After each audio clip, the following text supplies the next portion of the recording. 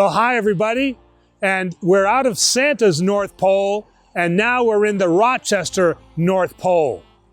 So remember I said I was going to talk about St. Basil? Well, that's what we're going to do today. Now, St. Basil is the saint of basil leaves, right? No, I'm just kidding, but anything having to do with food is something that Greeks always like to do. But this is kind of about food. It's going to be about the story of St. Basil and vasilopita. So you've all done this before at the beginning of the new year. You've all had something called a vasilopita. Now it has the word pita in it. So maybe some of you are thinking of like spanakopita, or you're thinking about maybe the bread that a gyro comes on.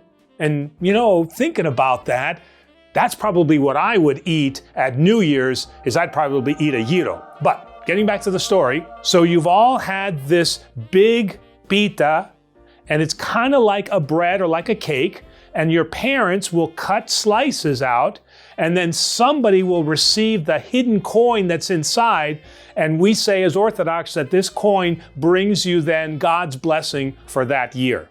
So why do we do this?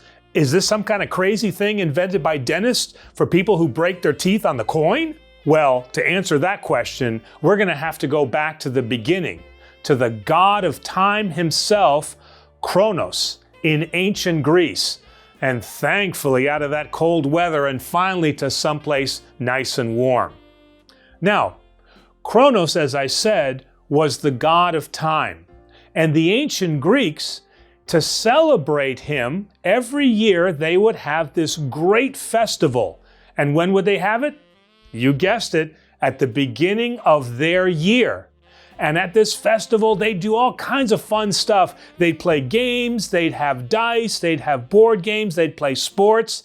And they also baked something called a chronopita, after the god Kronos. Doesn't that make sense? Any Greek festival has got to have food, right? And just like us today, the ancient Greeks celebrated with food. So this chronopita was very, very similar to our vasilopita that we have today, and pretty much they did the same thing. They would divide it into pieces, and then there'd be a gold coin inside, and that gold coin would go to the children or it'd go to the poor. Many thousands of years later, there was somebody born in Caesarea whose name was Basil. Now, Basil was born to wealthy parents, and they taught him the Christian faith, just like St. Nicholas that we've already talked about. When St. Basil grew up, he followed Jesus' command, which was to help the poor, and so he took his wealth and he distributed it to the children and to those in need. But he did it in a little bit of a different way. What he would do is he would put the coins and the money inside the people's food. Specifically, he would put it inside loaves of bread. So why did he do it in secret?